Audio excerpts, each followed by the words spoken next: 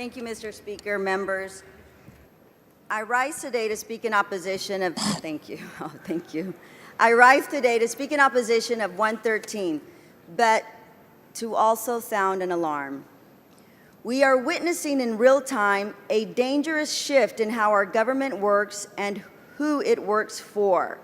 HB 113 may come to us dressed in legal jargon and dry statutory tweaks, but its implications are seismic. It is the quiet implementation of a radical vision to dismantle the government as we know it, piece by piece, starting with the rule books and the referees. Let me be clear. This bill is a power grab, one that hands unelected judges and corporate lawyers the pen while it rips it from the hands of the legislature and the people who sent us here. HB 113 erases the voice of us legislators. It tells judges, don't bother looking at what the author said, don't review what the committee found, don't consider what we debated and amended in this very chamber. The only thing that matters is what's on the page. And if that page is unclear, which is often the case, then the judge holds all the power. Legislative intent erased. The historical record banned. Agency expertise ignored. Let me ask you, who benefits from that?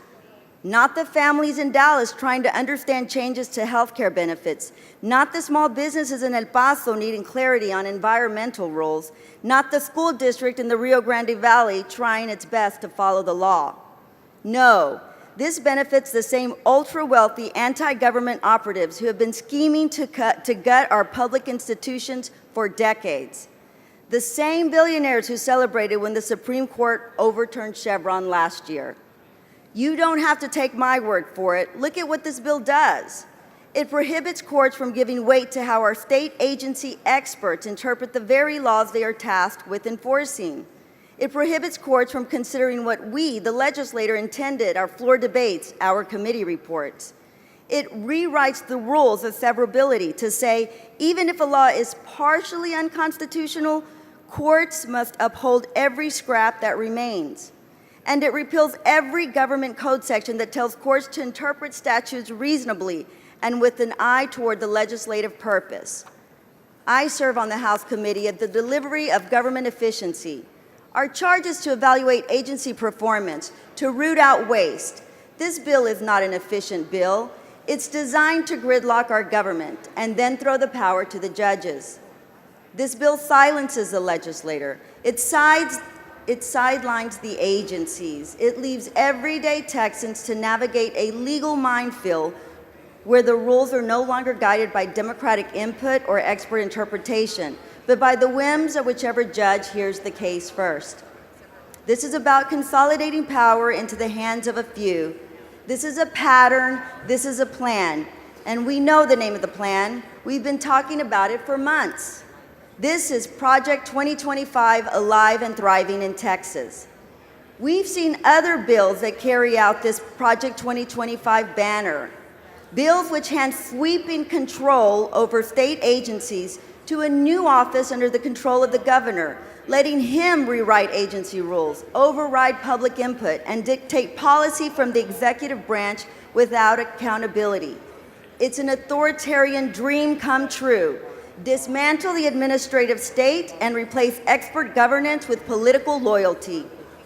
Other bills, if you remember, which in textbook Project 2025 fashion, strip decision-making away from the independent career civil servants who have subject matter expertise and placed it into the hands of state office administrative hearings, administrative law judges, under the control of the governor.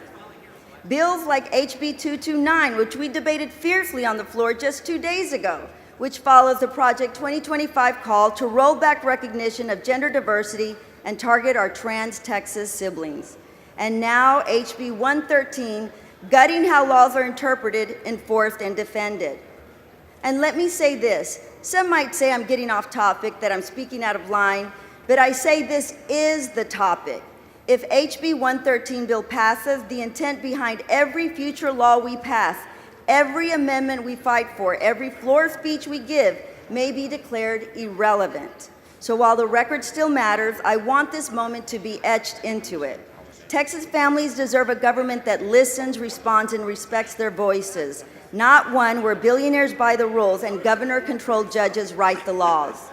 In our Texas, the one I believe in, we respect the rule of the people. We trust public servants who dedicate their lives to service, and we make laws that reflect the will of the people and not the agenda of the privileged few. I will not quietly consent to the dismantling of this body's authority. I will not stand by while we turn over power to far-right courts and billionaire interests. As Timothy Snyder wrote in On Tyranny, do not obey in advance. Let this be our line in the sand. Stand in opposition to HB 113. Stand in opposition to Project 2025. Stand in opposition to this regime. Thank you.